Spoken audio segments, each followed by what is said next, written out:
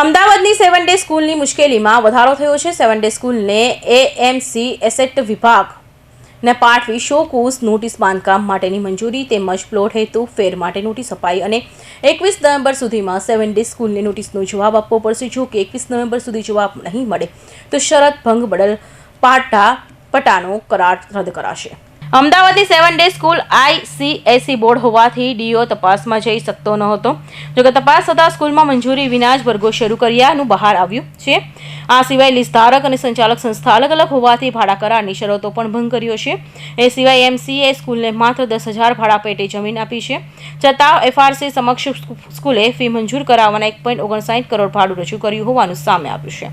શહેરના મણિનગર વિસ્તારની 10,000 કરતાં વધુ વિદ્યાર્થીઓને ભણાવતી 7 ડે સ્કૂલ જ ગેરકાયદેસર ધમધમતી હોવાનો ભાડો ફૂટ્યો છે।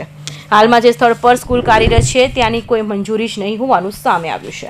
એક 7 ડે અંગે થોડી અનિયમિતતા વિસંગતતાઓ માલુમ પડી હતી, તે અંગે એમને એક નોટિસ આપીને વધુ ખુલાસોનું ડોક્યુમેન્ટ સાથે 21/11ની મુદત આપવામાં આવી છે। એમને શું છે નોટિસમાં જે વિસંગતતાઓ ખુલાસો પૂછેલો છે, પોઈન્ટ વાઇઝ ખુલાસા પૂછેલા છે એમને કે આટલી સ્પષ્ટતાઓ કરવા માટેની વિગતો માંગેલી। અમદાવાદની 7 ડે સ્કૂલ કે જ્યાં વિદ્યાર્થીની હત્યાની ઘટના બની હતી, એ સ્કૂલ કેમ્પસના વર્ગોની મંજૂરીના આધારો શાળાએ રજૂ કર્યા નથી હોવાની શાળા માન્યતા વિના ચાલતી હોવાનો ડીઓ શિક્ષણ વિભાગના રિપોર્ટ સુપ્રત કર્યો હોવાનું જાણવા મળ્યું છે। સ્થળ ફેરફાર, ટ્રસ્ટ ફેરફાર કે વધારાના વર્ગની મંજૂરી લેવાની સ્કૂલ દ્વારા તસ્દી લેવાઈ નથી, જેથી આ સ્કૂલને સરકાર હસ્તક લેવામાં આવે અથવા અન્ય ટ્રસ્ટને સોંપાય એવો સ્પષ્ટ અભિપ્રાય ડીઓએ રજૂ કર્યો હોવાનું શિક્ષણ વિભાગના અધિકારીઓ પાસેથી જાણવા મળ્યું છે।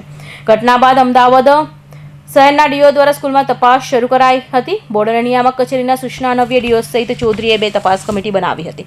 કૌશિક પટેલનો report, Hind TV news, Surat.